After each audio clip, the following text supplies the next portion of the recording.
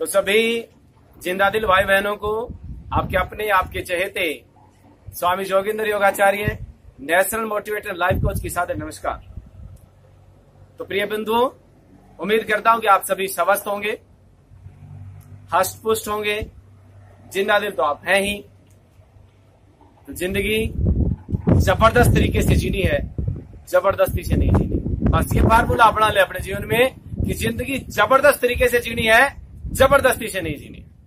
तो प्रिय बंधुओं, आज का हमारा जो विषय है वो हमारी बहनों के लिए, हमारी माताओं के लिए है, जो कि बहुत बड़ी प्रॉब्लम आज के समय पर है। ओवरियन सिस्ट, माने ओवरी के अंदर सिस्ट बन जाना, गांठ बन जाना।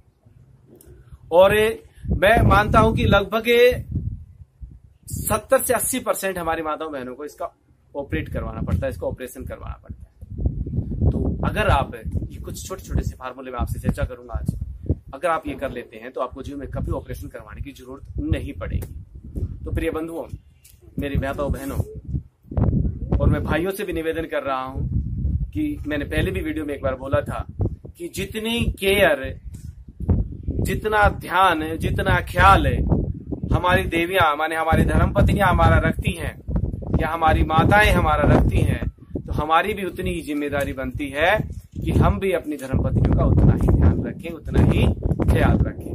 तो मैं कहता हूं, पिछली वीडियो में मैंने बोला था कि वो दिन में पता नहीं कितनी बार हमसे पूछती हैं खाना खा लीजिए, खाना खा लीजिए, खाना खा लीजिए, लेकिन शायद ही हम लोग कभी उनसे पूछते हैं कि आपने खाना खाया कि नहीं खाया, खाना खाया कि नहीं। तो पूछ लिया करें, आप प्लीज, आपसे निवेदन कर रहा हूं कि एक बार पूछ लिया करें दिन में, इतने में ही खुश हो जाएंगे।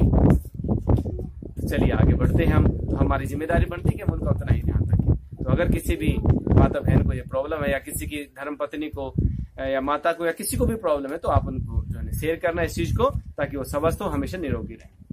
सबसे पहला काम माता बहनों से निवेदन करूंगा, मैं हमेशा कहता हूं, अगर खुद के लिए आप 1 घंटा नहीं निकाल पाए, देखिए आप सुबह उठते ही रसोई, मैं कहता हूं हमेशा कि यदि हम शहरों में रहते हैं तो हमारी माताएं बहनें सबसे पहले उठते ही रसोई में जाएंगी।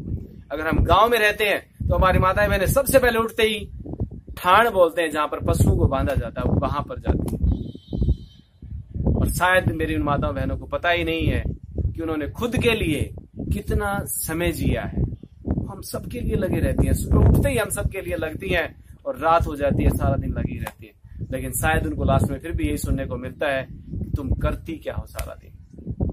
बहुत कुछ करती है। एक बार उनकी जगह अपने आप को हम खड़ा करके देखें तो महसूस होगा, एहसास होगा हमें इस चीज का कि वो क्या करती है। तो प्रिय बंधुओं, मेरी माताओं बहनों, मैं कहना चाह रहा हूं कि कम से कम 1 घंटा स्वयं के लिए निकाल लीजिए। स्वार्थी हो जाइए। जिस दिन बिस्तर पकड़ जाओगे उस दिन कोई और ही करेगा फिर आपके सारे काम।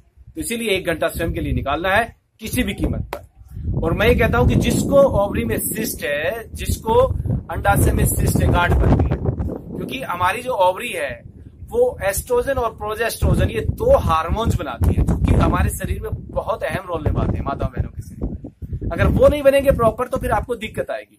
गांठ क्यों बनती है ओवरी के अंदर? क्योंकि जो अंडे बनते हैं वो पूर्ण रूप से परिपक्व नहीं हो पाते। इसी कारण से वो एक जगह पर जमा होना स्टार्ट हो जाते हैं, वो फिर गांठ का रूप ले लेते हैं, सिस्ट का रूप लेते हैं। और फिर हमारे दिमाग में एक कीड़ा पैदा हो जाता है कि कैंसर को गांठ तो नहीं है, कहीं कैंसर की गांठ तो नहीं है, कहीं कैंसर की गांठ तो नहीं है। बहुत ज्यादा पेन होता है पेटू के अंदर, नाभि से नीचे इस पेटू के हिस्से में बहुत ज्यादा पेन होता है। बहुत ज्यादा प्रॉब्लम हमारी माता बहनों को फेस करनी पड़ती है। मेंसेस के दौरान कई माता बहनों को तो होते नहीं है, ब्लीडिंग ज्यादा होती है, या कईयों को तो पूरा महीना का महीना चलते रहते हैं, बंद ही नहीं होते हैं। बहुत ज्यादा दिक्कत महसूस करनी पड़ती है, बहुत ज्यादा दिक्कत फेस करनी पड़ती है हमारी माताओं बहनों को। तो वो सारी दिक्कतें फेस ना करनी पड़े, तो इसीलिए आप सबसे निवेदन है कि एक कपालभाति प्राणायाम 1 घंटे तक का अभ्यास बनाने, इसका पूरे जबरदस्त तरीके से जुट करके लग जाए कि कुछ हो जाए, कपालभाति करना नहीं छोड़े। सारी की सारी, कहीं पर भी, चाहे कैंसर की गांठ क्यों ना हो, कहीं पर भी हो, केवल ओवरी में नहीं, कहीं भी गांठ हो, वो पिघल जाएगी यदि आपने कपालभाति प्राणायाम शुरू कर दिया। श्वास को बाहरी तो छोड़ना है स्टॉक के साथ, बिल्कुल हंसते हुए, मुस्कुराते हुए चेहरे के साथ।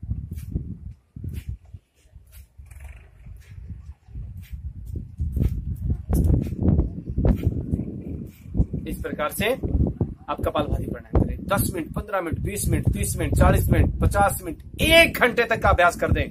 ऐसा जुनून पैदा कर ले कि हम भोजन करना छोड़ सकती हैं लेकिन प्राणायाम करना नहीं छोड़ेंगे। और ये केवल मेरी माता बहनों के लिए नहीं, मेरे भाई भी, यदि कहीं पर भी शरीर पर गांठ है सारी की सारी पिघल जाएगी। हमने 200 400 गांठें देखी शरीर पर, वो सारी की सारी पिघल गई। तो कहीं पर भी कैसी भी गांठें कपालभाति से पिघल जाएगी। एक प्रयोग। दूसरी बात मैं करना चाहता हूं माता बहनों को कि पेटू के नीचे, नाभि से नीचे वाले हिस्से में आप सिकाई कर। 2 चीजों की सिकाई मैं बता रहा हूं इस वीडियो में। सिर्फ मैं सिकाई बताऊंगा, जो खाने की औषधियां घरेलू प्रयोग वो अगली वीडियो में हम लोग चर्चा करेंगे, नहीं तो वीडियो फिर लंबी हो जाती है। तो किस चीज से सिकाई करनी है? 3 लीटर पानी लेना है, उसके अंदर 1 चम्मच संध्या नमक डालना है। 3 लीटर पानी, उसके अंदर 1 चम्मच संध्या नमक डालना, उसको 5 मिनट तक बॉइल करना, उबालना।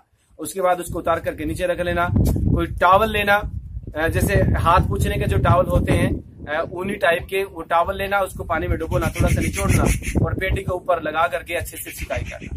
तो पेटू का दर्द तो पहले 2 दिन में ही आराम होना शुरू हो जाएगा और अंदर से वो गांठ भी आपकी मेल्ट होना स्टार्ट हो जाएगी, पिघलनी शुरू हो जाएगी। दूसरी सिकाई, इससे भी अच्छा प्रयोग अगर मैं आपको बताऊं तो केसू के फूल आपको पंसारी की दुकान पर मिलेंगे, जहां पर देसी दवाइयां मिलती हैं।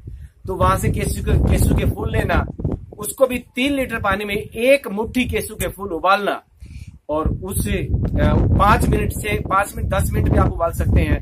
तो केसू के फूल 1 मुट्ठी, 3 लीटर पानी, उसको उबाल करके खूब नीचे उतार करके रखें और टॉवल से लेकर के उसको भिगोए टॉवल को और पेटू के ऊपर लगा करके फिर आराम से उसकी सिकाई करना पेटू की। इससे आपके पेटू का दर्द खत्म हो जाएगा।